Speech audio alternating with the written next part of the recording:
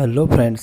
दोस्तों, आप सभी ने स्टॉक मार्केट का नाम तो सुना ही होगा और ऐसा भी सुना होगा कि किसी ने 1000 से 10 लाख बनाए और किसी ने 10 लाख से 1000 करोड़ बनाए। अब यदि मैं ये कहूँ कि ये सब सच है तो शायद आप विश्वास नहीं करेंगे, इसलिए मैं आपसे ये नहीं कहूँगा कि आप विश्वास करें। बस आप इस वीडियो को शुरू से अंत तक देखें और समझें कि आखिर स्टॉक मार्केट क्या है। तो आइए इस वीडियो को शुरू करते हैं और देखते हैं कि आखिर क्या है स्टॉक मार्केट और ये इसमें सच्चाई क्या है। सबसे पहले मैं आपको बता दूं कि यदि आपने कभी भी स्टॉक मार्केट में ट्रेड नहीं किया है या किसी भी प्रकार का कोई जानकारी आपको स्टॉक मार्केट का नहीं है तो पहले आप इसको समझें कि आखिर स्टॉक मार्केट क्या है।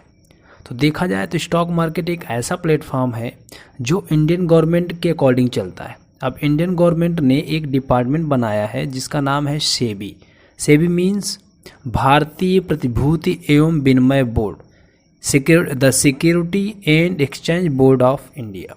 इसका काम है कि इंडियन इकोनॉमी में जितनी भी कंपनीज हैं जो भी माल प्रोडक्ट बनाती हैं तो इन सभी का बायोडाटा इसके सेबी के पास होता है और सेबी हर महीने इन सभी कंपनियों पर नज़र रखती है और जितनी भी कंपनियों अपना क्वार्टर रिजल्ट लगभग 3 महीने में जो तिमाही रिजल्ट होता है वो अपना पेश करती हैं और सेबी को देती हैं। अब सेबी का काम ये है कि सारी जितनी भी इंफॉर्मेशन है वो पब्लिक करने का, मतलब ये है कि किस कंपनी को कितना लॉस हो रहा है, कितना प्रॉफिट हो रहा है, सारी चीज़ें वो पब्लिक करती है, जिससे जो इन्वेस्टर्स हैं वो देखते हैं कि किस कंपनी में कितना प्रॉफिट हो रहा है, कितना लॉस हो रहा है। अब जो कंपनी लगातार प्रॉफिट कमा रही है तो उस कंपनी में इन्वेस्टर्स अपने पैसे को इन्वेस्ट करते हैं। अब इन्वेस्टर के साथ किसी प्रकार का कोई फ्रॉड ना हो इसके लिए सेबी कुछ रूल्स और रेगुलेशंस बनाती है जो लगभग सभी कंपनियों को फॉलो करना होता है। अब यदि कंपनी कोई फॉलो नहीं करती है, किसी प्रकार की कोई डेटा को छिपाती है तो सेबी उन पर पेनल्टी लगा देता है, कोई ना कोई मतलब उनको चार्ज कर देता है जो कंपनियों को देना पड़ता है। इसलिए यहाँ पर जो इन्वेस्टर्स का पैसा होता है वो कम्प्लीटली सेफ रहता है। तो स्टॉक मार्केट सेबी के द्वारा पूरा हैंडल होता है, सेबी इन पर नज़र रखती है और स्टॉक मार्केट को सेफ बनाती है। अब स्टॉक मार्केट में आखिर होता क्या है, यहाँ पर आप जो जितनी भी कंपनियाँ हैं ये सभी अपने आप को यदि ग्रो कराना है तो वो फंड इकट्ठा करती हैं। फंड मतलब पैसा इकट्ठा करती हैं, तो वो अपने कंपनी के कुछ शेयर्स पब्लिक को बेच देती है, मतलब हम सभी लोग इनके शेयर्स खरीद सकते हैं। अब यदि आपने किसी कंपनी के 10 शेयर्स खरीद के रखें तो ये मान के चलिए कि आप वो 10 शेयर्स के मालिक हो गए। आप यदि आज किसी कंपनी का शेयर्स 10 रुपये के रेट से आप खरीदते हैं, भविष्य में कभी भी 1 साल 2 साल 3 साल बाद वो कंपनी यदि 100 रुपये की हो जाती है, मतलब उसका एक शेयर यदि 100 रुपये का हो जाता है तो कंपनी आपके वो शेयर्स खरीद लेगी और आपको 100 रुपये पर शेयर के हिसाब से आपको पेमेंट करेगी।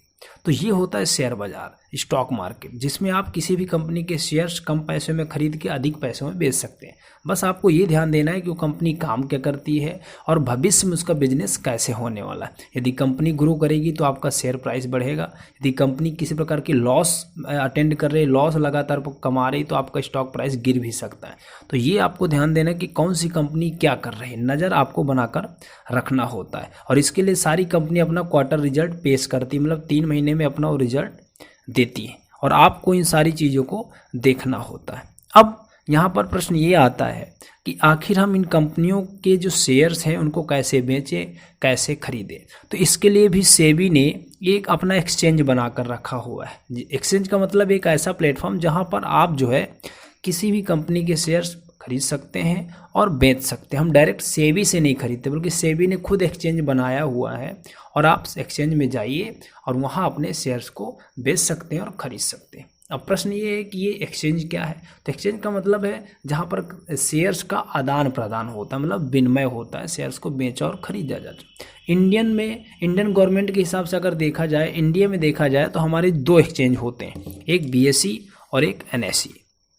BSE का मतलब है बॉम्बे स्टॉक एक्सचेंज और NSE का मतलब है national stock exchange. Bombay stock exchange का जो इंडेक्स है उसको सेंसेक्स बोलते हैं और NSE का जो एक्सचेंज है वो उसको निफ्टी बोलते हैं। अब यदि आप चाहते हैं कि मैं भी ये जो BSE और NSE में जो कंपनियां लिस्टेड हैं उनके शेयर्स मुझे खरीदने हैं तो आपको सबसे पहले क्या काम करना होगा। आपको सबसे पहले एक्सचेंज सेबी से रिलेटेड कोई ब्रोकर से मिलना होगा जो रजिस्टर्ड होते हैं और वेरीफाइड होते हैं, मतलब आपके साथ किसी प्रकार का कोई भी फ्रॉड नहीं कर सकते। तो इसके लिए मैं आपको रिकमेंड करूंगा आप अपस्टॉक का यूज करें। वैसे तो बहुत ब्रोकर है इंडिया में, मैं अपस्टॉक का यूज करता हूं और लगभग उसी में काम करता हूं। बहुत ही अच्छा ब्रोकर है। तो ब्रोकर से आपको अकाउंट खोलना है जिसका नाम होता है डीमैट अकाउंट, मतलब आपको ब्रोकर के द्वारा ये डीमैट अकाउंट खोलना पड़ेगा। एक्सचेंज में या सेबी में जाकर आप सीधे इस अकाउंट को नहीं खोल सकते। अब बात यहाँ पर ये आती है कि आखिर ये अकाउंट क्या होता है। तो सबसे पहले आप जान लीजिए कि यदि आपके पास 5,000 रुपये हैं, 10,000 रुपये हैं या कितनी भी अमाउंट है, अब आप चाहते हैं कि मैं इसको सेव करके रखो, तो आप कहाँ जाते हैं? सबसे पहले आप बैंक जाते हैं, वहाँ पर आप जाके अपना एक सेविंग अकाउंट खोलते हैं। ठीक इसी प्रकार आपको यहाँ पर भी यदि किसी शेयर्स को खरीदना और बेचना है तो आपको एक डीमैट अकाउंट खोलना होता है। अब डीमैट अकाउंट में क्या होगा, जो भी शेयर्स आप खरीदेंगे वो शेयर्स आपके डीमैट अकाउंट में पड़े रहेंगे। आप चाहे उसको 10 साल बाद बेचिए, 20 साल बेचिए, कोई प्रॉब्लम नहीं। जब भी आप बेचेंगे उस शेयर का जो अमाउंट उस प्राइस में उस टाइम चल रहा होगा, उस प्राइस के रेट से आपके पैसे आपके डीमैट अकाउंट में आ जाते हैं। आप डीमैट अकाउंट से फिर सीधा अपने सेविंग अकाउंट, जिस किसी बैंक में आपके अकाउंट होगा वहाँ आप उसको ट्रांसफ़र कर सकते हैं।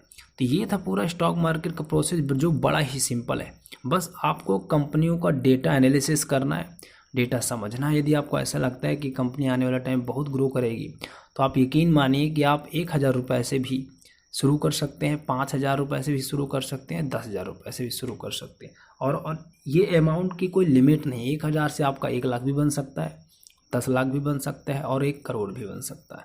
ये आप पर डिपेंड करता है कि आप कितना पैसेंस बना के रखते हैं, कितना वर्क करते हैं। यदि आपने अभी तक अपना डीमैट अकाउंट नहीं खोला है और आप खोलना चाहते हैं तो नीचे दिए हुए लिंक पर क्लिक करें और अपना अकाउंट खोलें। लेकिन ध्यान दें, अकाउंट खोलने के लिए आपके पास एक bank account, ATM, UPI, net banking और आपके पास पैन कार्ड, आधार कार्ड और आधार कार्ड से लिंक्ड मोबाइल नंबर होना ज़रूरी है, क्योंकि ये सारी चीज़ें आपको डीमैट अकाउंट खोलते समय आपसे मांगी जाएंगी।